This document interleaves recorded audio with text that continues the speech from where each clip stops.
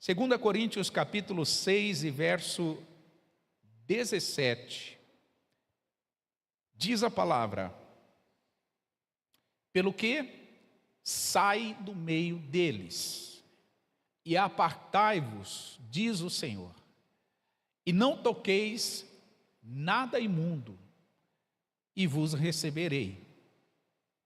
E eu serei para vós pai, e vós sereis para mim filhos e filhas, diz o Senhor, que é quem, gente? O Todo-Poderoso. Verso 19, 2 Coríntios 7, verso 1. Ora, amados, nós que temos tais promessas, purifiquemo-nos de toda imundície da carne e do espírito, aperfeiçoando a santificação no temor de Deus. Diga comigo, a santificação é aperfeiçoada através do temor.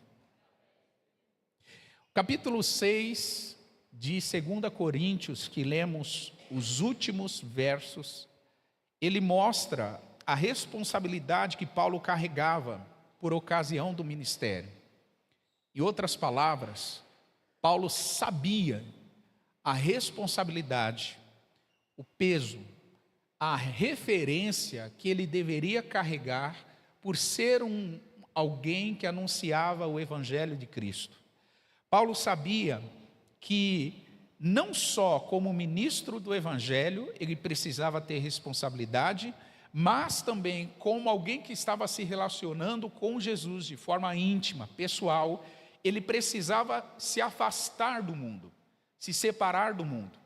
E Paulo diz isso também para a igreja. A igreja precisa ter uma consciência de separação do mundo. É isso que ele vai dizer aqui nos versículos 17 e 18 do capítulo 6 de 2 Coríntios. No versículo 17, o Paulo está ensinando para nós que a separação é diferente do isolamento. Você pode dizer isso comigo? Separação não é isolamento. Por que eu digo isso, irmãos? Porque tem muitos cristãos que confundem uma coisa com a outra. Eles acham que eles são chamados para viverem isolados do mundo. E a palavra não fala que nós precisamos viver isolados do mundo. A palavra de Deus ensina que nós precisamos viver separados do mundo. Separar é uma coisa, isolar é outra coisa totalmente diferente. Por entender de forma errada isso, muitos cristãos, eles estão não se relacionando com suas famílias, eles estão sendo crentes chatos, que não representam o amor de Deus, porque eles acham que ser cristão é ser isolado. E ser cristão não é ser isolado, ser cristão é ser separados. Posso ouvir um amém? Para a gente entender o que é viver separado, a gente tem que dar uma olhada no que o salmista ensinou no Salmos 1. O Salmos 1, versículo 1, o salmista vai dizer que é bem-aventurado o homem que não anda segundo o conselho dos ímpios, o homem que não se detém no caminho dos pecadores, e o homem que não se assenta na roda dos escarnecedores. O que ele quer dizer com isso? Ele quer dizer que alguém separado para Deus não segue conselho dos ímpios, não se detém no caminho dos pecadores e não se assenta na roda dos escarnecedores. Isto é viver separado do mundo. O salmista não está dizendo assim, o homem bem-aventurado é aquele que se isola do conselho dos ímpios. Eventualmente, algum ímpio vai dar conselho para nós. Obrigado, Lucas. Sim ou não, irmãos? Sim. Tem gente que quer dar pitaco sobre tudo, é ou não é? Quer dar opinião sobre futebol, sobre política, sobre como eu gasto o meu dinheiro. Olha isso, gente. Tem pessoas que querem dizer onde eu devo gastar o meu dinheiro. Tem gente que quer dizer, que quer dar conselho e pitaco sobre aonde eu vou, que horas que eu vou, com quem. Tem gente que quer dar pitaco sobre a minha agenda. E às vezes esse pitaco, esse conselho, vai vir de gente ímpia. Tenho como isolar o ímpio? Não, não tenho como isolar. Tenho como não andar com pecadores? Não tenho como isolar. Tem como não se assentar na roda dos escarnecedores, ou seja, isolar a roda dos escarnecedores? Não tem como isolar, mas tem como eu viver separado. E é isso que Paulo está dizendo. Separação é diferente de isolamento. Seguindo o capítulo, Paulo disse no versículo 17: não toquem em nada imundo. O que ele quis dizer aqui, irmãos? Não tenha contato com aquilo que contamina. Tem coisas que geram contaminação espiritual. Assim como na pandemia do Covid, todos nós éramos orientados a andar de máscara, lavar as mãos continuamente ou higienizar com álcool em gel, manter afastamento das pessoas que estavam testadas positivas para o Covid. Isso tudo evitava a contaminação da doença, sim ou não? Agora preste atenção em algo. Espiritualmente, existem coisas que nos contaminam. E é isso que Paulo está dizendo. Tome cuidado com coisas que geram contaminação. Quais são essas coisas que contaminam, igreja? Existem coisas que são sacrificadas, apresentadas, consagradas a entidades malignas. Existem festas da nossa cultura brasileira que estão consagradas a demônios. Existem lugares, existem situações consagradas específicas a demônios. Então, eu tenho que ter discernimento espiritual e não me assentar na roda dos escarnecedores. E não me contaminar com coisas que são pagãs. É isso que Paulo está dizendo. Tome cuidado para você não se contaminar espiritualmente. Porque existem coisas que são consagradas. Na cultura da igreja de Corinto já tinham coisas consagradas. Na cultura brasileira, dou um exemplo muito claro. Carnaval, irmãos, é uma festa de contaminação espiritual da carne. Carnaval, a própria origem do nome diz, é uma consagração às entidades da promiscuidade. Então, o que eu, como cristão, tenho que estar celebrando o carnaval ou fazendo parte de carnaval? Absolutamente nada. Eu não vou tocar em coisas que vai me contaminar. É isso que Paulo está dizendo. Tome cuidado com coisas que contaminam. Coisas que contaminam pelo olhar. Coisas que contaminam pelo tocar. Coisas que contaminam pelo ouvir, pelo falar. Existem coisas que geram contaminação. E Paulo está dizendo para a igreja: não toquem nas coisas imundas. E eu, o Senhor, os receberei. Interessante que no Antigo Testamento, havia no livro do Levítico, leis específicas para não tocar em coisas imundas. Você vai ver que o defunto morto não podia ser tocado. A pessoa leprosa não poderia ser tocada. Porque havia um risco de contaminação muito grande. Então, na lei de Deus havia situações que não eram para tocar. E hoje, irmãos, eu me surpreendo. Porque tem muitos cristãos, não, nós estamos na graça. Eu posso desfrutar de tudo. Eu posso tudo. E aí a pessoa vai podendo tudo, daqui a pouco está arrebentada espiritualmente. Está endemoniada. Porque crente endemonia, viu, irmão? Crente endemonia. Eu já expulsei muitos demônios de crente, de gente crente. Por quê? Porque foi abrindo contaminação, foi abrindo canal para influências malignas, a influência maligna foi entrando, chegou a um ponto que dominou. Então tome cuidado, é o que Paulo está dizendo. Cuidado com aquilo que contamina, que parece inocente, que parece que não tem nada a ver. Isso gera um peso de contaminação. E aí Paulo vai dizer: quem não toca nada imundo, quem se separa do mundo, esta pessoa é recebida pelo Senhor. Olha o que diz o final do verso 17: eu vos receberei. Eu vos receberei. No verso 18 ele diz assim: eu serei para vocês pai, e vocês serão para mim como filhos e filhas, diz o Senhor. É importante lembrar que Paulo está fazendo aqui uma citação do Antigo Testamento. Então, o que Paulo está comentando aqui, irmãos, aparece lá no livro de Êxodo, de Levítico e de Ezequiel. Então, o Paulo não está falando da nova aliança, porque na nova aliança é diferente. João capítulo 1 e versículo 11 diz que Jesus veio para os seus, mas os seus não o receberam. E no verso 2 ele diz assim: mas a todos quanto o receberam, deu-lhes o poder de serem feitos o quê? Filhos de Deus.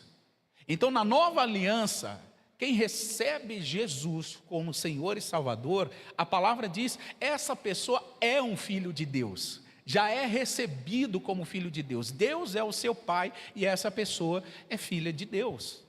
Agora, é importante observar que Paulo está preocupado em mostrar o exemplo do Antigo Testamento e ao mesmo tempo criar um princípio para quem está debaixo da nova aliança.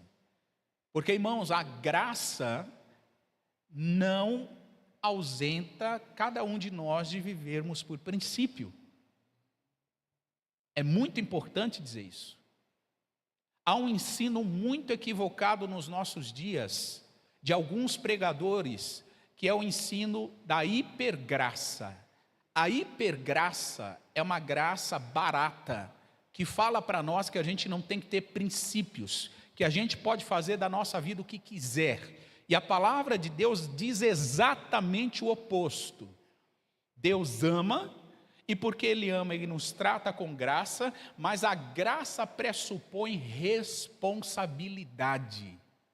Você está aí? Então, qual é a conexão que Paulo faz do capítulo 6 com o capítulo 7? Bom, Paulo diz assim: já que temos essas promessas, vamos nos purificar de toda imundície. Olha o que diz o verso 1 do capítulo 7. Paulo diz assim: amados, visto que temos tais promessas. Quais promessas? A promessa de Deus nos receber como Pai, a promessa de sermos recebidos, a promessa de sermos filhos de Deus, a promessa de sermos filhos do Todo-Poderoso, que diz no verso 18. Então Paulo diz assim: agora que temos essas promessas, vamos nos purificar.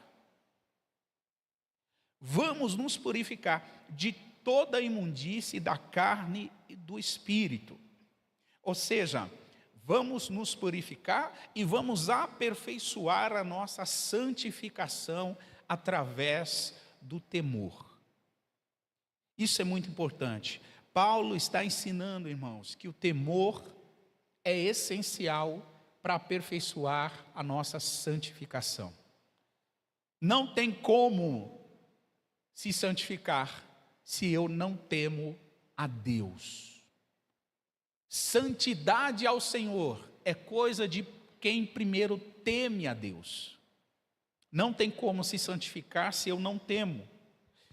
A atitude de quem teme a Deus. Quem teme a Deus está em todo o tempo buscando agradá-lo. Quem teme a Deus entende que o temor ajuda a gente a viver da maneira correta. Quantas decisões você ia fazer errado, e quando você estava prestes a tomar uma decisão errada, o Espírito Santo te convenceu do erro, e você imediatamente mudou a sua decisão. Sabe por que você mudou? Porque você teme a voz do Espírito, porque você teme a Deus. Tem pessoas que, por ausência de temor, elas ouvem a voz de Deus, sabem o que o princípio da palavra ensina, mas mesmo assim elas insistem em desobedecer. Falta de temor. A desobediência é um resultado da ausência de temor. A obediência é um resultado do temor que eu tenho a Deus. Eu temo tanto que eu quero, a todo custo, obedecê-lo. Então, quem teme a Deus quer agradá-lo. Quem teme a Deus quer viver de forma correta. Quem teme a Deus procura escolher o que é certo. E quem teme a Deus tem atitudes sábias. Atitudes sábias. Então, quero fazer aqui algumas considerações importantes sobre o temor.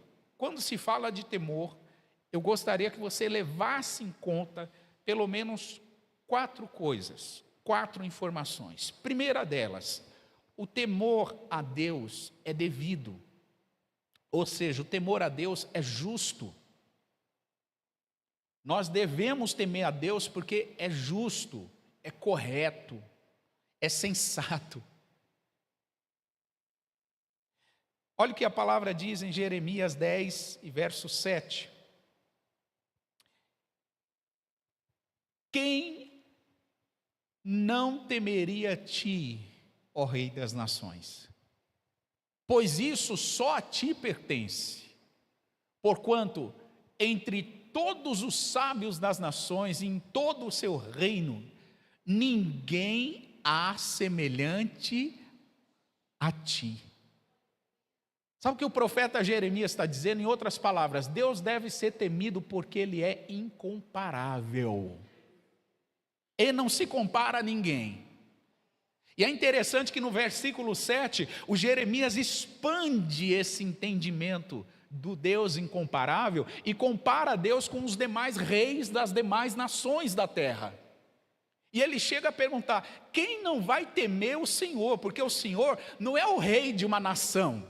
O Senhor não é o rei da Síria ou da Babilônia. O Senhor não é o rei de um outro país, do Egito. O Senhor não é o rei das nações, de uma nação. O Senhor é o rei de todas as nações. Quem não vai temer o Senhor? É como se Jeremias dissesse: quem é louco de não temer o Senhor? Quem é doido de não temer ao Rei das Nações? Porque ele diz assim: só a ti pertence o temor. Em outras palavras, ó Deus, tu mereces ser temido. Tu mereces. Irmãos, quando eu falo de temor, eu fico pensando, a gente teme tantas coisas banais, inúteis. Tem gente que teme o governo. Tem gente que teme o patrão. Tem marido que teme a mulher. Desculpa, não. Desculpa.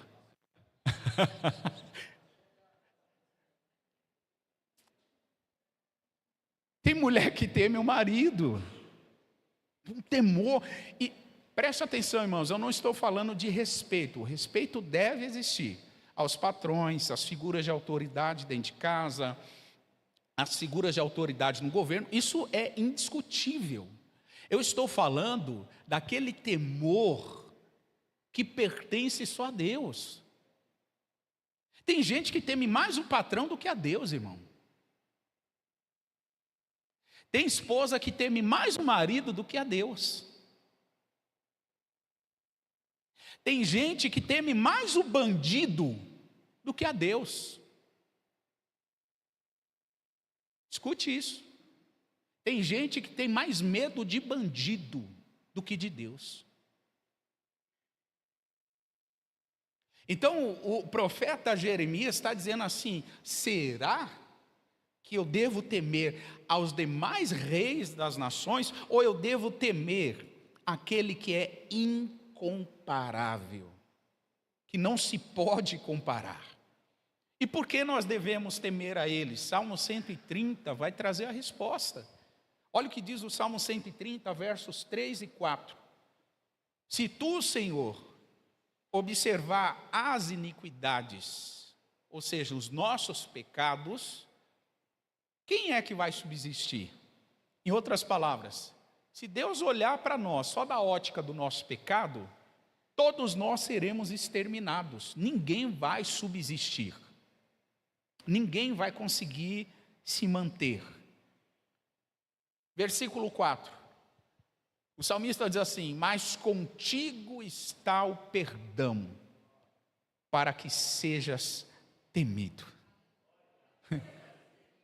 Senhor, o Senhor é aquele que perdoa a minha multidão de pecados, por isso que eu te temo, Senhor. É isso que o salmista está dizendo. Eu te temo porque só o Senhor pode perdoar os meus pecados. Só o Senhor. Então, o temor a Deus é algo devido, irmãos. É merecido, é justo, é sensato a gente temer a Deus. Número 2. O temor, ele precisa fazer parte da nossa adoração. E é importante lembrar que a adoração não é só a música que nós cantamos no período de louvor. Eu não me canso de dizer isso. Adoração é o nosso estilo de vida. Quando nós obedecemos a palavra de Deus, estamos adorando a Ele. Quando nós amamos o nosso próximo como a nós mesmos, estamos adorando o Senhor. Então a adoração não é só a música que eu canto, a música que sai da minha boca. Adoração é o meu estilo de vida diante de Deus. E o que a palavra vai ensinar? Vai ensinar que a minha, a sua, a nossa adoração, ela precisa ter o temor de quem Deus é. Olha o que diz Hebreus capítulo 12 e verso 28. Pelo que tendo recebido um reino que não pode ser abalado, retenhamos a graça pela qual sirvamos ou pela qual adoramos a Deus de forma agradável. De que maneira, gente? Com reverência e piedade. Reverência aqui é temor. Então, o escritor aos Hebreus está dizendo assim: já que recebemos um reino que não pode ser abalado, sejamos gratos por isso. E não só isso, já que a gente é grato, já que a gente recebeu um reino que não pode ser abalado, vamos servir a Deus, e servir é adorar. Vamos adorar a Deus com temor, com reverência, com piedade. A nossa adoração a Deus precisa estar composta de temor. Temor. Quando você obedece à palavra de Deus, quando você exalta o seu Criador, quando você testemunha das obras de Deus, tudo isso deve ser feito com temor. É isso que o escritor aos Hebreus está ensinando. Por que a gente deve temer a Deus? Versículo 29. Porque o nosso Deus é o que, gente? Um fogo consumidor. Em outras palavras, com Deus não se brinca. Com Deus ou é ou não é. Com Deus ou a gente leva a sério, irmão, ou para de perder o seu tempo. Ou você se relaciona com temor e tremor da presença dele, ou então pare de perder o seu tempo. Mais cedo ou mais tarde, esse fogo que consome se manifestará. Pastor, e a misericórdia de Deus? A misericórdia vem acompanhada da justiça. O amor vem acompanhado da justiça. Abre comigo 1 Coríntios 4. Senhor, Tu és maravilhoso.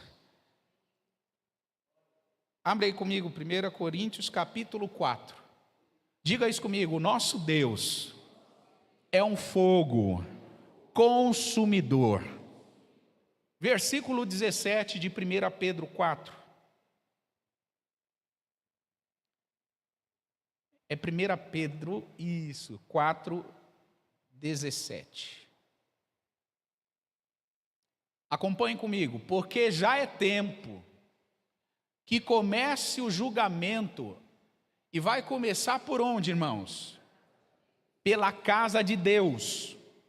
Por aqueles que desfrutam da misericórdia. por aqueles que desfrutam do perdão que a gente leu no Salmo 130, por aquele que desfrutam do amor de Deus. Vai começar o juízo pela casa de Deus, disse Pedro. E se começa primeiro por nós, qual será então o fim daqueles que são desobedientes ao Evangelho? Então pensa assim, Deus é um fogo que consome, e esse fogo que consome vai começar a consumir primeiro aqui dentro. Não é lá fora, é aqui dentro. E esse fogo que consome, irmãos, a palavra diz que é uma linguagem metafórica para juízo de Deus. Você acha que Deus está indiferente a tudo que alguns que se chamam cristãos, mas são falsos cristãos, estão fazendo?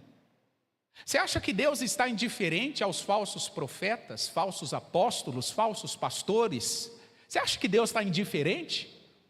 É só uma questão de tempo, irmãos. O fogo vai se manifestar. O fogo vai se manifestar. E Pedro diz, esse juízo começa pela casa de Deus, e se começa por nós, o que será então daqueles que são ímpios? Daqueles que não temem a Deus? Por isso eu digo, irmãos, cuidado com esse falso ensino da hipergraça.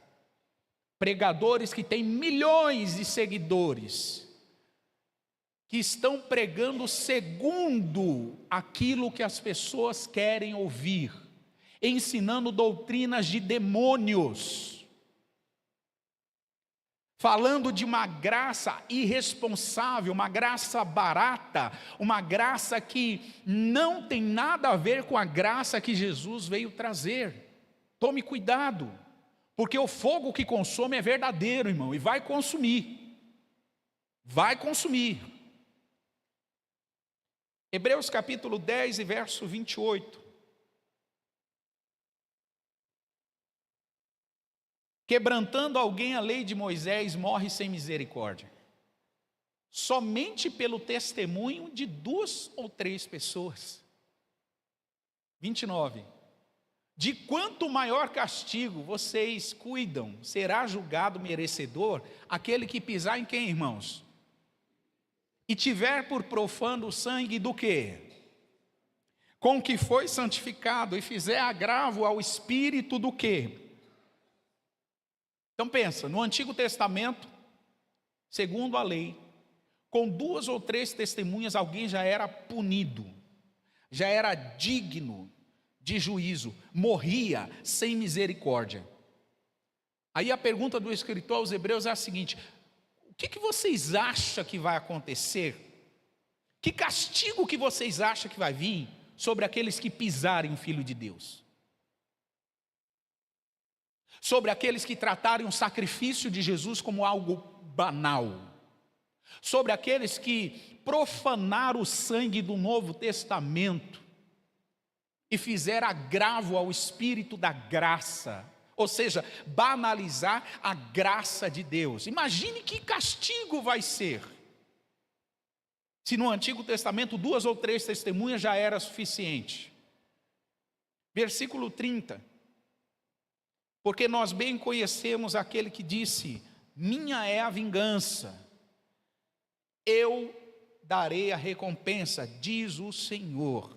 E outra vez, olha isso, outra vez, o Senhor julgará o seu povo.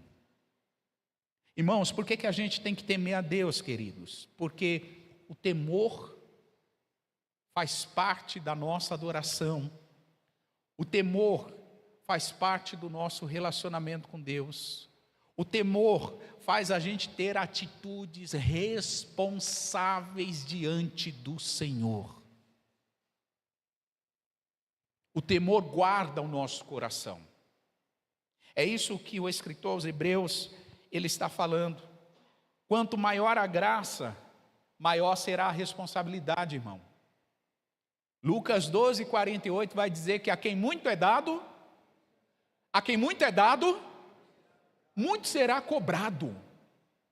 Você acha que uma graça do tamanho da que Jesus ofertou na cruz vai ter pouca cobrança?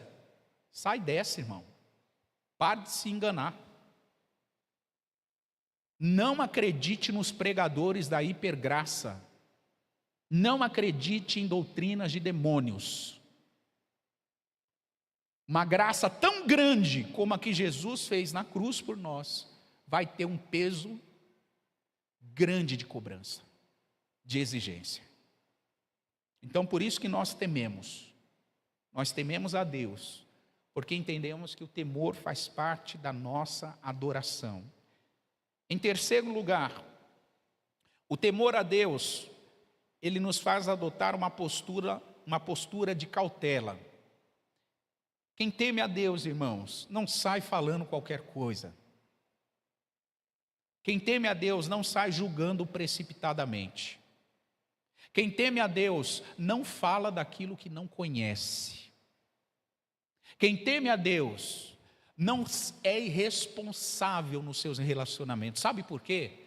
A pessoa que teme a Deus sabe que Deus vai pedir conta de tudo isso. Deus vai pedir conta de tudo isso. Por isso, essa pessoa adota uma postura de cautela. É uma pessoa cautelosa. Olha o que diz em Eclesiastes capítulo 5, e verso de número 7. Eclesiastes 5, 7. Porque, como na multidão dos sonhos há vaidades, assim também há vaidade no que, gente? Nas muitas palavras. Mas tu faz o quê? Teme a Deus. Cuidado. Não fica viajando nos sonhos. Não fica viajando. Já ouviu aquela expressão? Vamos jogar a conversa fora? Cuidado, irmão.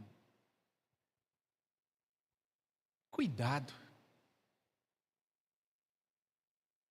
Rodinhas de piadas sarcásticas, profanas, e o crente está lá curtindo o ambiente. Ai, que legal. Legal?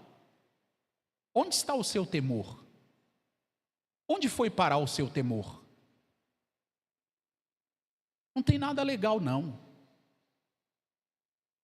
Não tem nada legal aqui, não. Pare de viajar nas coisas fúteis da vida. É isso que o sábio Salomão está ensinando. Pare de viajar nas fábulas, nos contos, nos sonhos, na multidão de palavras, na sua ideinha, na cultura, na sociedade, na estrutura pecaminosa desse tempo. Para de viajar nisso e tema a Deus. Eclesiastes capítulo 12, verso 13. Vamos continuar em Salomão. Não vamos sair dele não. Olha o que ele diz aqui. Eclesiastes 12, 13. Você pode ler? 1, 2, 3.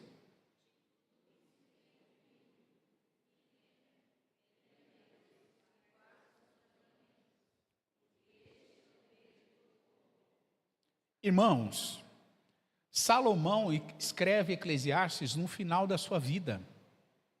Já tinha acumulado toda a sabedoria. Salomão era sábio, sim ou não? Imagine ele no final da vida dele. Já tinha vivido muitas coisas, já tinha visto muitas coisas, já tinha conversado com muitos reis, já tinha feito várias alianças políticas, já tinha estudado muito, já tinha adquirido uma sabedoria gigantesca. E no finalzinho do Eclesiastes, onde ele registra toda a sua sabedoria de vida, no final ele conclui dizendo assim: de tudo que você ouviu, de tudo o que você ouviu, se você puder escolher uma única coisa, sabe o que você deve escolher? Tema a Deus. Se hoje o Senhor estivesse diante de você e fizesse essa pergunta: o que você prefere? O que você quer? Qual é o teu sonho? O que você idealiza? O que você responderia para o Senhor? Alguns de nós não ia pestanejar e ia dizer assim: Senhor, eu quero 10 milhões de reais. Outros de nós diriam assim: Senhor, eu quero ter 5 propriedades porque eu quero viver de aluguel, viver de renda. Outros diriam assim: Senhor, eu quero mudar para tal cidade do interior porque São Paulo está muito perigosa, muito violenta. Outros diriam assim: Senhor, eu quero a cura do meu familiar que está com câncer terminal. Outro diria assim: Senhor, eu quero... O que a gente diria, irmão? Se o Senhor estivesse diante de nós e fizesse a pergunta que ele fez para Salomão: pede o que tu queres e eu te darei. O que a gente pediria? No final da vida, Salomão disse: se há algo que você tem uma coisa para se preocupar, uma coisa, é o seu temor que você deve guardar do Senhor. Guarde isso. Guarde isso. Quem teme a Deus tem bom senso. Quem teme a Deus tem prudência. Quem teme a Deus sai do julgamento precipitado. Ele não fica emitindo julgamento precipitado. 1 Coríntios 4, 5. Eu já estou caminhando para o meu encerramento. 1 Coríntios 4 e verso 5. Acompanhe comigo. Olha o que Paulo fala: portanto, não julgue nada antes do tempo, até que o Senhor, presta atenção em algo. Paulo está dizendo assim: irmão, fica tranquilo, não precisa julgar nada, porque aquele que é o justo juiz vai vir, e quando ele vier, irmão, ele vai julgar. Olha o que ele diz: o qual também trará à luz as coisas ocultas das trevas e manifestará os desígnios do que, gente? Ou seja, aquele que traz o juízo também vai revelar a motivação dos corações. E aí sim, cada um vai receber o que deverá receber diante de Deus. Cada um vai receber de Deus o louvor devido. Por que nós tememos a Deus?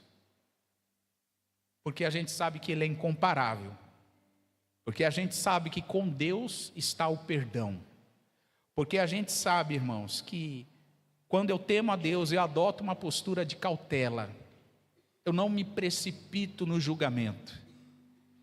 Em quarto e último lugar, eu quero mostrar a vocês algumas promessas que Deus reservou para aqueles que o temem. Diga isso comigo: existem promessas específicas para quem teme a Deus. Irmão, eu quero terminar com isso aqui. Se você é alguém que teme a Deus, existem promessas específicas sobre a tua vida. Olha o que diz o Salmos 25 e verso 12. Qual é o homem que teme ao Senhor? Quem é a pessoa que teme a Deus? O salmista diz assim, Ele, ou seja, o Senhor, ensinará o caminho que ele deve escolher. Uma promessa para quem teme a Deus: Deus sempre ensinará o caminho que nós devemos escolher. Sempre. Quem crê em Deus, quem teme ao Senhor, não fica confuso, sabe o que fazer, sabe quando fazer, sabe de que jeito fazer, porque essa pessoa que teme a Deus, irmãos, está numa posição de dependência. Senhor, eu não quero tomar decisões por minha conta e risco, eu não quero tomar decisões porque no meu tempo vai ser ruim. Senhor, eu não quero. Essa pessoa que teme a Deus, ela é dependente de Deus. E quem é temente a Deus sempre é ensinado acerca das escolhas que deve tomar. Promessa para quem teme. Segunda promessa para quem teme a Deus, Salmos 31, verso 19. Diz o texto: ó quão grande é a tua bondade, que guardaste para quem, gente? Opa! Eu vou repetir. Ó quão grande é a tua bondade, que guardaste para os que te temem. Pega isso, irmãos. Quem teme a Deus desfruta de uma porção maior da bondade do Senhor.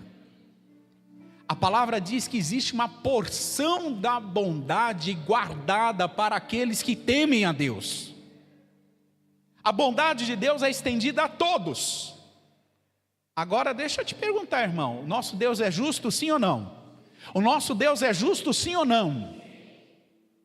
Para quem tem temor de Deus, você acha que a porção da bondade dele é a mesma para quem não teme? Você acha que é a mesma?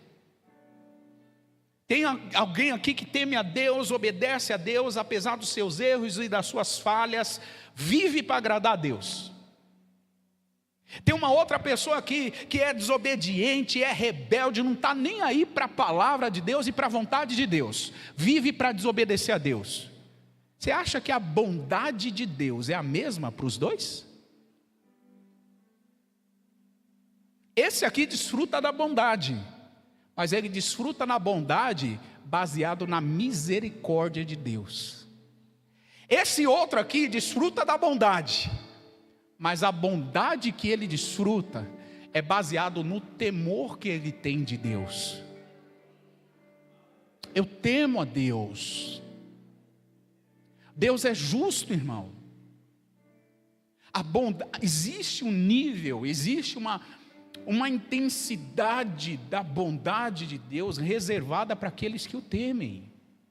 É isso que a palavra está dizendo. Ó quão grande é a tua bondade, que guardaste para os que te temem, e quem tu mostraste àqueles que em ti confiam na presença dos filhos dos homens. Eu quero terminar lembrando a você que o temor do Senhor é o princípio da sabedoria. Salmos 111, 10. Eu quero lembrar a você também que o temor do Senhor é a fonte de vida que livra dos laços da morte. Quem teme a Deus, irmãos, está conectado à fonte da vida. E essa pessoa é liberta, é livre dos laços de morte. Provérbios 14, 27. Eu quero te convidar a se colocar de pé. Aleluia. Glória ao Senhor. Eu quero que você reflita e pense comigo. Que tipo de influência você tem recebido da sua sociedade para você perder ou diminuir o temor de Deus? O que você tem ouvido nesses últimos dias, nesses últimos meses? O que você tem ouvido que você percebeu que essa voz enganosa, essa voz mentirosa, fez com que o seu temor a Deus diminuísse? O que você ouviu? O que te contaminou a ponto de você perder o temor de Deus ou diminuir o seu temor? Eu quero dizer ao teu coração que até que Jesus venha, nós precisamos manter o temor. Mantenha o seu temor. Tema a Deus, irmão. Não tema aqueles que matam o corpo e depois não pode fazer mais nada com a alma. Temam aquele que além de matar o corpo, pode lançar a alma no inferno. Jesus disse isso. Mateus 10, 28. Então eu gostaria que você abrisse o seu coração e você primeiro orasse, confessando a Deus e pedindo perdão ao Senhor, por você permitir a voz enganosa, a voz influenciadora, fazer o teu temor de Deus diminuir. Vamos orar por isso. Pai, como é bom estar na Tua presença, como é bom estarmos expostos à verdade da Sua palavra, como é bom sabermos que o Senhor nos guia a toda a verdade e justiça. Pai, nós queremos confessar ao Senhor nessa manhã, que existiram vozes influenciadoras, que nós ouvimos nos últimos meses, nos últimos anos, e essas vozes, Pai, foram responsáveis por fazer o nosso temor diminuir. Essas vozes foram responsáveis por fazer o nosso temor, Pai, quase que se perder. Mas neste momento nós te pedimos perdão, perdoa-nos, Senhor. Perdoa-nos por permitir essas vozes ganharem influência na nossa mente, ganharem influência nas nossas emoções, e agora, na autoridade do nome de Jesus, nós queremos renunciar toda a influência das vozes mentirosas, todas as influências das vozes da cultura, todas as influências das vozes da nossa sociedade, que contamina, que prejudica, que atrapalha o nosso temor ao Senhor. Pai, em nome de Jesus, nós renunciamos nessa manhã, nós cancelamos nesta manhã, e nós retomamos a conexão à fonte da vida, a conexão à fonte do temor. Ó Deus, quem não te temerá? Porque tu és o Rei das nações.